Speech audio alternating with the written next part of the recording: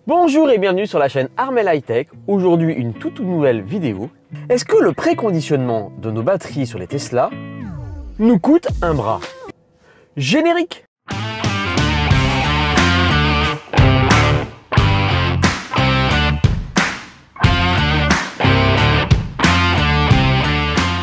Bonjour et bienvenue sur la chaîne Armel High Tech. Aujourd'hui, une toute nouvelle vidéo qui fait suite à une vidéo que j'ai fait récemment.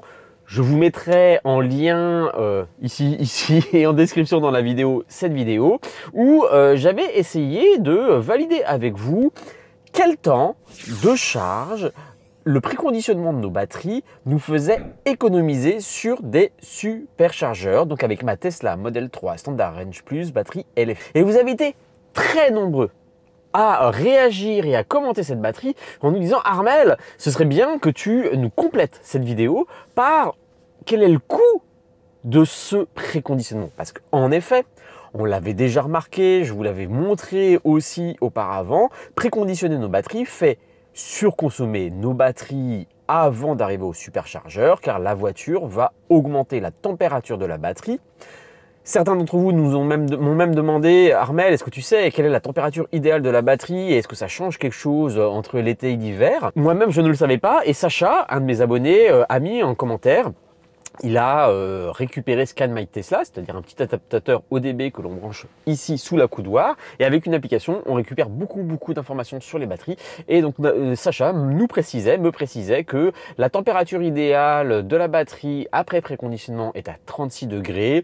Et que quand on passe les 37 degrés, le système de refroidissement de la batterie lors de la supercharge se met en route. Donc la température idéale de la batterie en supercharge, c'est 36 degrés. Donc évidemment, en hiver, il va falloir que la voiture chauffe la batterie parce que sur des températures de 10 degrés ou en dessous, le roulement, la chaleur récupérée par le moteur n'est pas suffisante. Certains même d'entre vous me demandaient, bah tiens Armel, est-ce que justement l'été, on n'a pas besoin de préconditionner s'il fait 25-30 dehors? Bah si, même s'il fait que 30 degrés dehors, comme vous le voyez, donc à 36-37 degrés, il va falloir que la voiture préconditionne, mais forcément beaucoup moins que l'hiver.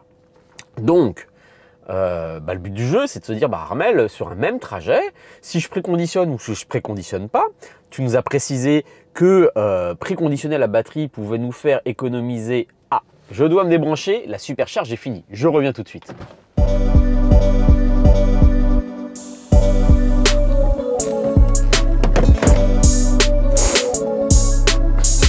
Allez, voilà.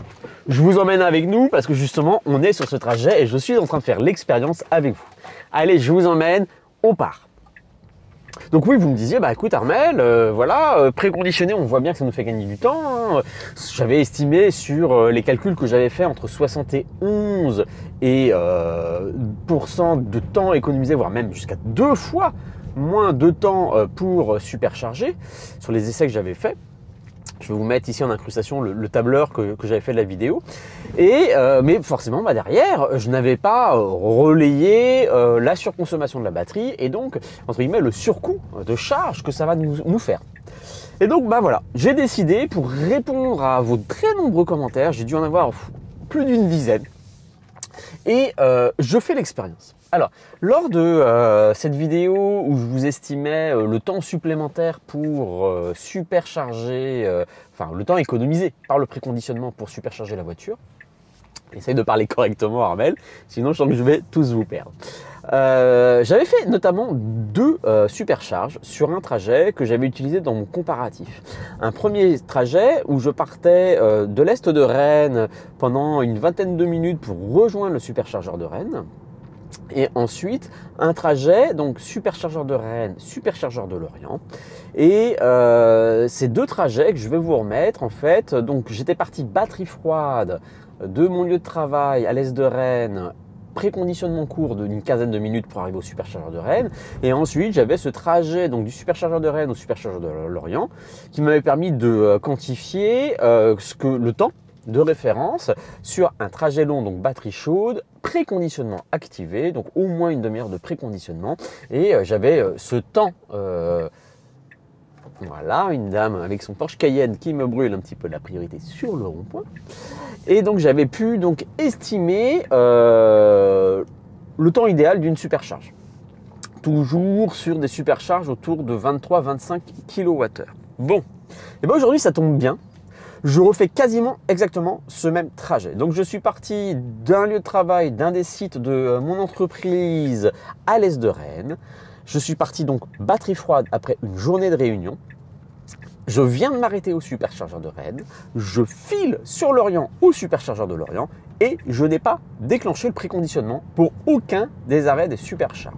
Donc on va pouvoir ensemble mesurer sur ce premier trajet batterie froide, préconditionnement court d'une quinzaine de minutes et trajet long de plus d'une demi-heure, d'une heure et demie pardon, de trajet, donc batterie chaude, préconditionnement d'une demi-heure versus même trajet, batterie froide, pas de préconditionnement, trajet long, batterie chaude, pas de préconditionnement. On va pouvoir mesurer ensemble, quantifier ensemble quelle est ma surconsommation liée au préconditionnement et donc estimer quel est le coût de cette surconsommation parce que je vous mettrai le prix du kilowattheure sur ces deux superchargeurs Rennes et Lorient et dire voilà, le premier trajet j'ai consommé tant de plus, voilà combien de kilowattheures j'ai dû rajouter pour compenser cette surconsommation et sur le deuxième trajet kiff kiff bourricot. Et on pourra donc aussi comparer le temps de recharge pris pour recharger les mêmes quantités de kilowattheures. Donc là, bien sûr, ce n'est qu'un seul essai, ce n'est qu'un seul trip. Je ne vais pas pouvoir vous montrer 10, 20 fois le même essai pour valider et avoir une répétition suffisante de l'essai pour que tout se passe bien. Mais au moins, on va avoir une estimation du coût du préconditionnement, c'est-à-dire des kilowattheures liés à la surconsommation et du temps, économisé ou pas, pour ensuite faire le bilan ensemble de cette analyse. Voilà, donc on est parti pour le superchargeur de Lorient. Là, j'ai indiqué mon domicile. Je n'ai pas indiqué, comme vous le voyez sur l'écran, je n'ai pas indiqué le superchargeur, donc le préconditionnement ne va pas se déclencher. On est en route pour mon domicile, je vais m'arrêter 10 minutes avant au superchargeur de Lorient, on branchera, on fera la supercharge et on verra tout ça ensemble. Et je pense que j'aurais pu répondre à une grande majorité de vos questions. Allez, on est parti, on est à Rennes, on va bientôt prendre la route de Lorient et se diriger droit vers l'ouest. Soleil dans les yeux, on se retrouve là-bas pour une première étape. Allez, à tout de suite.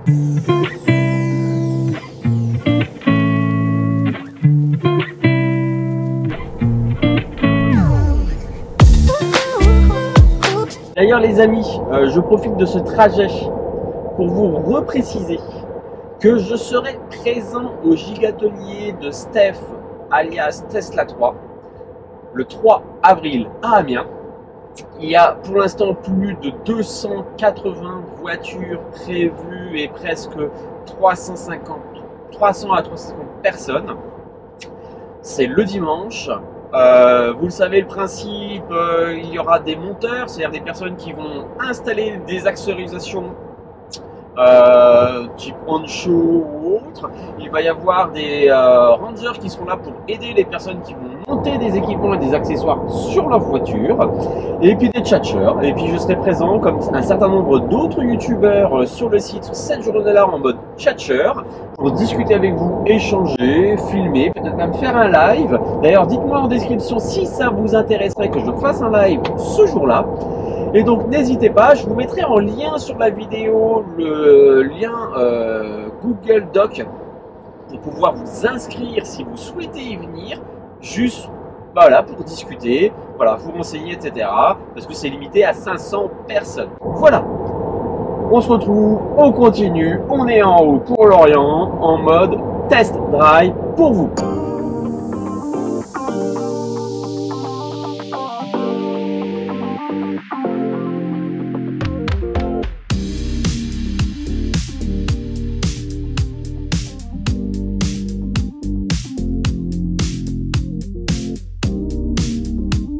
Voilà les amis, on est le lendemain du trajet que je vous propose et on va essayer de conclure ensemble. Donc je vous ai préparé quelques diapositives de conclusion pour voir un petit peu ensemble ce que cela donne. Alors, donc le trajet pour cet essai, c'est un trajet de 174 km que j'ai réalisé. Il y a deux tronçons. Il y a un premier tronçon de 24 km de Châteaubourg à l'est de Rennes, un des sites où je travaille ponctuellement, et le superchargeur de Rennes. Et un deuxième tronçon de 150 km du superchargeur de Rennes au superchargeur de Lorient. Pour les deux trajets, j'ai réussi à m'organiser pour que les batteries au départ soit à 40%, les batteries seront froides puisque c'est une fin de journée de réunion pour moi et la voiture n'a pas roulé de la journée. On est sur des températures équivalentes autour de 9-10 degrés extérieurs. Donc on part batterie froide et je vais donc vous comparer, comme je vous expliquais, un premier trajet que j'avais fait en préconditionnement systématiquement, préconditionnement directement en partant du bureau, préconditionnement après la première supercharge pour le superchargeur à Lorient in fine. Et là, ce coup-ci, je n'ai pas déclenché mes préconditionnements et pour ce faire, je vous reprécise bien, il faut, si vous voulez préconditionner, il faut que vous mettiez dans votre GPS votre destination, soit un superchargeur, soit un trajet où il vous propose un superchargeur. À ce moment-là, la voiture va gérer le préconditionnement. Si vous ne souhaitez pas préconditionner, vous n'indiquez pas en destination le superchargeur, ou alors vous avez la possibilité, je vais vous montrer ici. Alors, est-ce qu'il va me le proposer? Non. Tiens, si je vais par exemple à Paris, il va me proposer, voilà, 40e arrondissement, on semble que c'est pour le truc.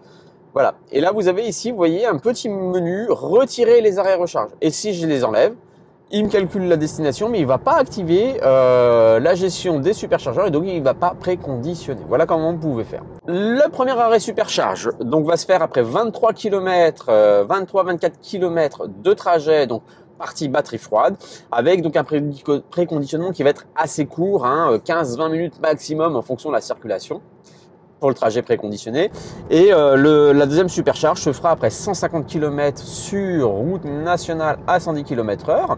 Donc pour le trajet sans préconditionné, ça veut dire que la batterie sera ce coup-ci bien chaude et réchauffée après aussi la première supercharge, même si je n'ai pas préconditionné. Le but du jeu, pour que ce soit comparable, je vais me coller sur ce deuxième trajet sans préconditionné à ce que j'avais fait la première fois. Et donc je vais monter la batterie à 75% au superchargeur de Rennes et je vais monter la batterie à 77% au superchargeur de Lorient pour que ce soit comparable et donc on puisse voir quelle est la surconsommation ou pas liée au préconditionnement, quel est le temps de charge et qu'on puisse un petit peu mouliner tout ça. Alors, sur le premier tronçon, donc Châteaubourg, superchargeur de Rennes, 24 km, avec le préconditionnement, j'ai eu une consommation moyenne de 231 Wh au kilomètre pour des kilowattheures consommés de 5,33. Pour le trajet sans préconditionnement, j'ai consommé 132 Wh au kilomètre pour une consommation de kilowattheure de 3,06 kWh pour ce même trajet. On voit bien là, je vous détaillerai un petit peu plus après, qu'on a beaucoup moins consommé sur ce trajet. Pourquoi? Parce que la batterie est froide et que le préconditionnement va essayer de forcer sur ce tout petit trajet très fort, va consommer beaucoup pour monter la température de la batterie. On arrive à la première charge à Rennes et donc avec la batterie préconditionnée, j'ai passé 16 minutes sur le superchargeur de Rennes.